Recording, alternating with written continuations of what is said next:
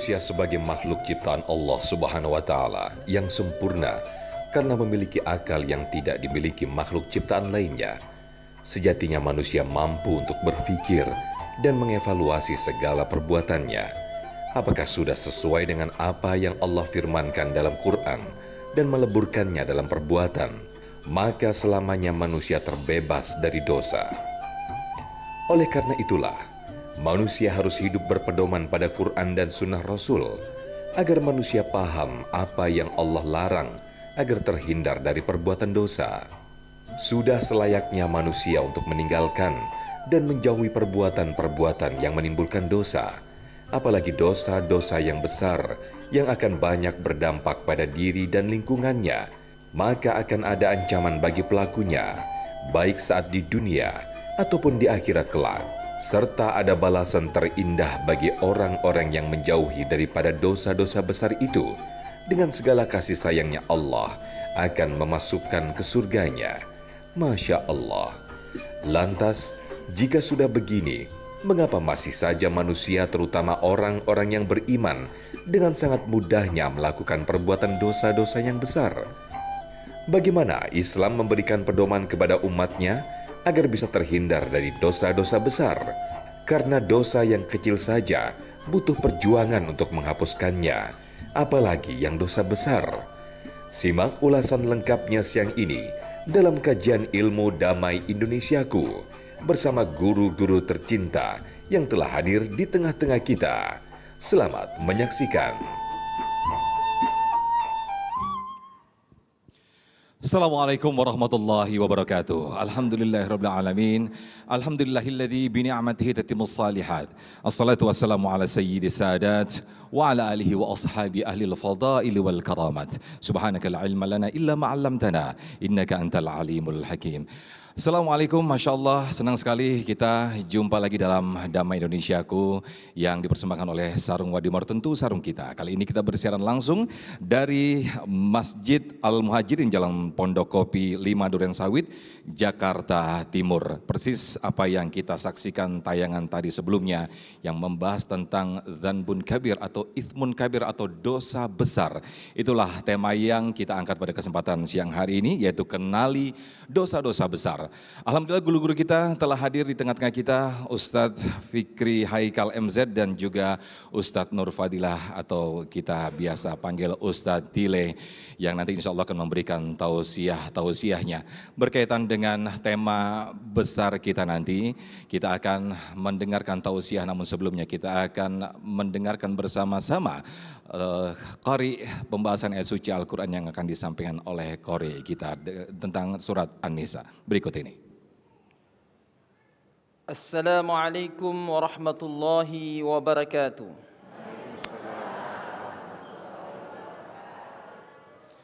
A'udzu billahi minasy syaithanir rajim.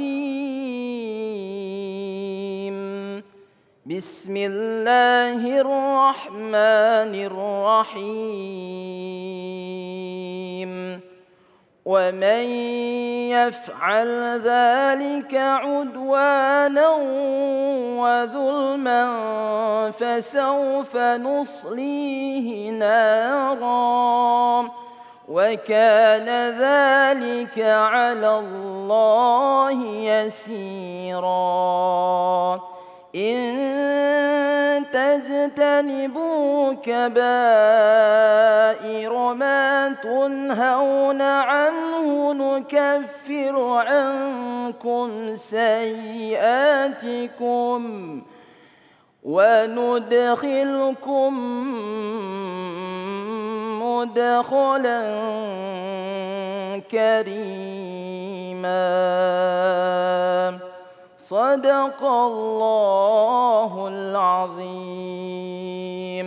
Wassalamualaikum warahmatullahi wabarakatuh. Assalamualaikum warahmatullahi wabarakatuh.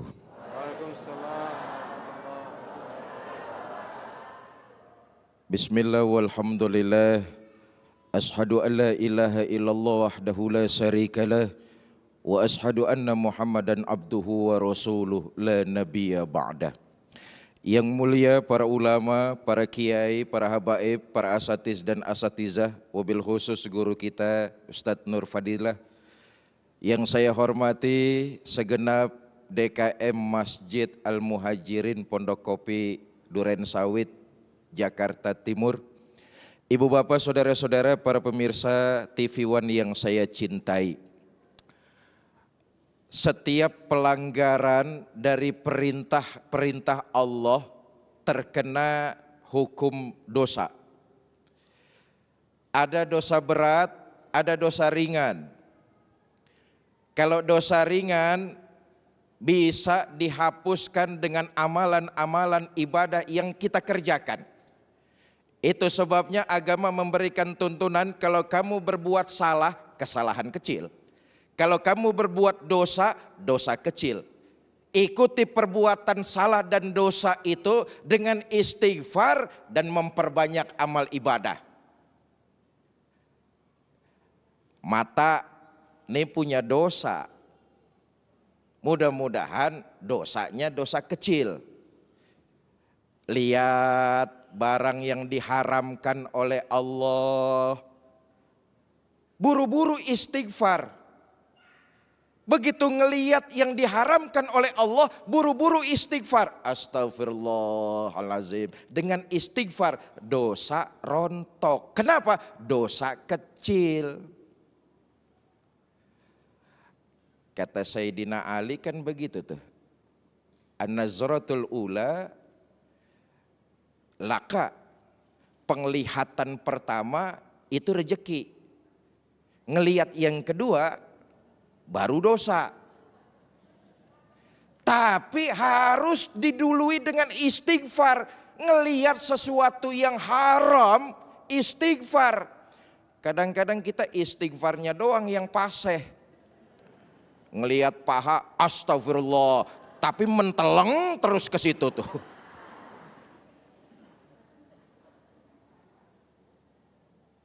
Dengan istighfar mengikuti dengan ibadah, rontok kesalahan dan dosa. Asal kategorinya dosa kecil.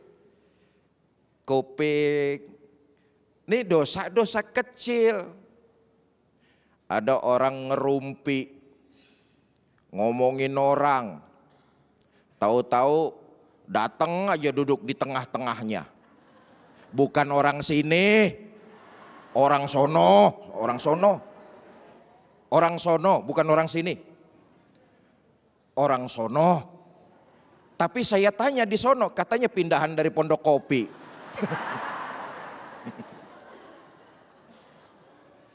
Ada orang lagi ngegosip dengerin omongan orang, ngesrok. Ngesrok tahu ngesrok. Duduk aja di tengahnya, diem, dengerin. Dosa tuh. Dosa kecil, istighfar, insya Allah rontok. Tapi ada bentuk pelanggaran yang dosanya dosa besar, diancam. Ancamannya siksa akhirat, azab kubur, dimasukkan ke dalam neraka. Nah, perlu saya garis bawahi, ancaman siksa tersebut sangat dimungkinkan sudah dirasakan di alam dunia. Bukan cuma di akhirat, tapi di alam dunia orang yang melakukan dosa besar tidak langsung melakukan pertobatan kepada Allah. Biasanya saudara, dosa besar ini menyangkut hukukul adami. Awas hati-hati nih. Ngomongin orang. Tadi kan ngedenger tuh. Saya sih kagak ngomongin orang pak, saya cuma dengerin doang. Ya sama lu dosa juga. Dosa besar itu menyangkut hukukul adami, hak seseorang. Nah ini kita sering salah kaprah nih. Biasanya kita sok tahu, bahaya kalau punya penyakit sok tahu. Kita sangka dosa kecil, padahal yang kita kerjakan dosa besar, menyangkut orang lain. Kita menyangka perbuatan itu dosa kecil karena nggak ada urusannya dengan orang lain, padahal itu dosa besar. Satu contoh misalnya diriwayatkan saudara. Dulu ada anak muda ganteng rajin ibadah. Bu, bu, kalau ada anak muda ganteng rajin ibadah, demen apa kagak? Oh, kalau boleh mah, kalau bisa buat mantu yang kayak begitu tuh. Betul. Ibu seneng ada anak muda ganteng rajin ibadah. Allah lebih seneng lagi ada anak muda kayak begini nih. Tapi sebaliknya, yang Allah seneng, setan kagak demen. Setan kagak demen sama orang kaya yang kagak sombong. Setan demen sama orang kaya yang sombong. Lebih demen lagi setan ada orang susah sombong. Susah sombong. Ini anak muda digoda. Nah, itulah setan tuh ya, iblis laknatullah alaih. Satu hari anak muda ini jalan-jalan, kenalan sama seorang wanita cantik jelita. Terjadi obrolan di pinggir jalan. Dari ngobrol di pinggir jalan pindah ngobrol di teras rumah. Dari ngobrol di teras rumah pindah masuk ke ruang tamu. Masih kurang enak ngobrol di ruang tamu, tuh anak muda dibawa masuk ke dalam kamar. Lu dengerin aja dulu lah. Sok tahu nih. Sampai kamar, pintu kamar ditutup, dikunci, kuncinya dicabut sama wanita tersebut. Endingnya saudara, yang ingin saya katakan, dia menyangka yang dia lakukan tuh dosa kecil, padahal dosa besar. Ada 3 pilihan kata wanita. Kau kerjakan satu di antara 3 permintaan saya. Itu pedang, ini anak-anak kecil. Ambil pedang, bunuh anak kecil tersebut. Dosa besar, nggak mungkin. Yang kedua, kamu zina sama saya. Ini juga dosa besar, hukukul adami. Yang ketiga aja dah mbak, apaan? Ada minuman keras. Ambil, minum sampai habis. Nih anak muda nyangka minuman keras dosa kecil, nggak ada hubungannya dengan orang lain. Dia ambil, dia minum sampai habis. Apa yang terjadi? Akalnya tertutup dengan homer. Dia ambil pedang, dia bunuh anak kecil, lalu dia zinai gadis itu. Hampir waktu bersamaan. Karena itu jangan sampai kita ngerasa benar bahwa yang kita lakukan menurut kita dosa kecil, tapi sesungguhnya itu biangnya dosa menyebabkan ancaman di akhirat. Boleh jadi di alam dunia kita sudah merasakan azabnya. Nauzubillah summa nauzubillah. Masya Allah, luar biasa sekali apa yang disampaikan Ustadz kita, Ustadz Fikri Haikal. Berhati-hatilah terhadap dosa kecil yang itu apalagi berkaitan dengan manusia atau orang lain, yang justru sesungguhnya itu akan menimbun atau mengakibatkan dosa-dosa besar yang ada di dalam diri kita. Lantas pertanyaannya, apakah ketika kita sudah memiliki dosa besar, apakah kiat-kiat agar dosa besar itu diampuni?